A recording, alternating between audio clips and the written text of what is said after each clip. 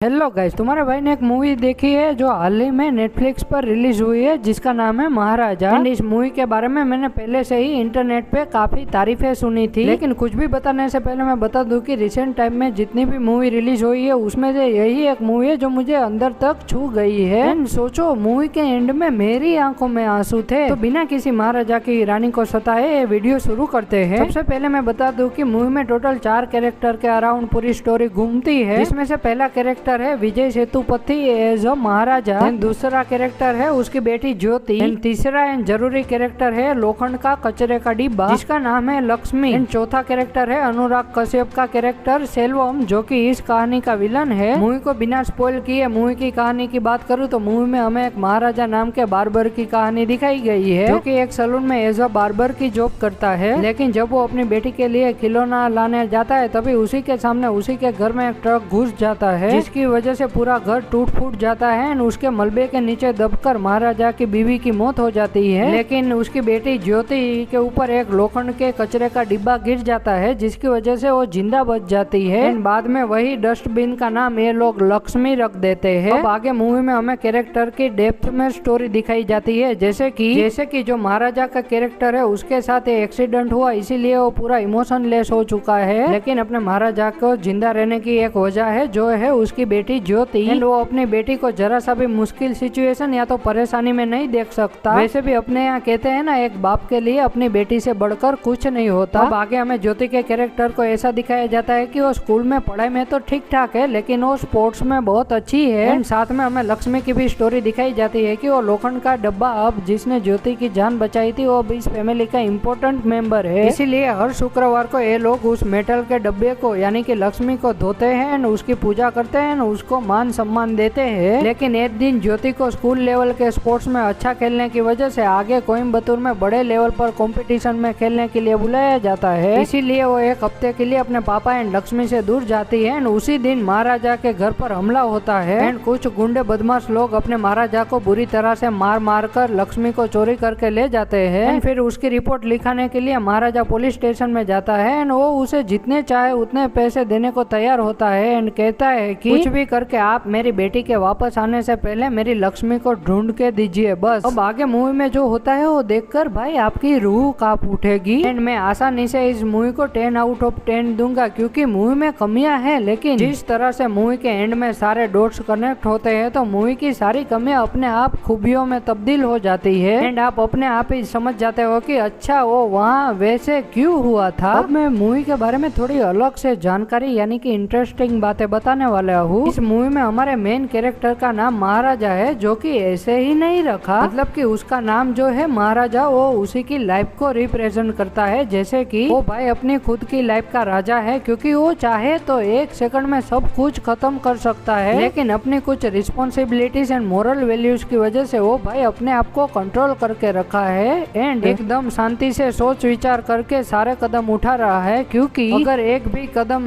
जल्दबाजी में या इमोशन में बहकर ऐसा वैसा कदम ले लिया तो सारा खेल बिगड़ सकता है। दूसरी बात, मूवी में डस्टबिन का नेम लक्ष्मी इसीलिए रखा है क्योंकि उसी कचरे के डिब्बे ने महाराजा की बेटी की जान बचाई थी। एंड जैसे हमारे यहाँ कहते हैं ना, बेटियां हमारे घर की लक्ष्मी होती है, वैसे ही इस कचरे के डिब्बे ने उसकी बेटी यानी कि घर की लक्ष्मी की जान बचाई थी, इसीलिए उस कचरे के डिब्बे का नाम लक्ष्मी रखा गया है। अब मैं आगे बात करूँ तो मूवी के मेन कैरेक्टर महाराजा की बेटी का नाम ज्योति इसीलिए रखा गया है क्योंकि उसकी वजह से ही महाराजा के जीवन में ज्योति यानी कि रोशनी आई है और उसे जीने की एक वजह मिली है। वरना ज्योति का कैरेक्टर वहाँ एक्सीडेंट में ही मर जाता तो महाराजा के जीवन में पूरा अंधेरा हो जाता। अब आगे हमें अनुराग कश्यप के कैरेक्टर को सेल्वम नाम के विलन की तरह दिखाया गया है एंड वो भी अपनी बेटी से बहुत प्यार करता है। तो मूवी के दोनों मेन कैरेक्टर भले ही पोलर ऑपोजिट हो, लेकिन दोनों में एक सिमिलरिटी है जो कि एक दूसरे को बहुत अच्छी तरह से कनेक्ट करते हैं। जिसने भी ये मूवी ऑलरेडी देख रखी है वो ये वाली लाइन अच्छे से समझ गए होंगे। जिसने भी ये मूवी अभी तक नहीं देखी वो अभी से तुरंत से पहले जाकर ये मूवी देखो। ये सारी चीजें जो मैंने बताई वो दिखाता है कि मूवी की राइटिंग कितनी बढ़िया है। मूवी में हमें सभी कैरेक्टर की परफॉर्मेंस एकदम बढ़िया दिखाई गई है, लेकिन एक स्पेशली अनुराग कश्यप की एक्टिंग भाई साहब, मुझे नहीं पता था कि ये इतना बढ़िया एक्टर है, लेकिन बंदे ने जिस तरह की परफॉर्मेंस दी है जिसकी वजह से ये आपको पूरा अंदर से इमोशनली हिलाकर रख देती है। भले ही विजय सेतुपति ने मूवी में कम बोला हो, लेकिन जितना उनको दिखाया गया है उस हिसाब से भाई खा गए पूरे मूवी को। एंड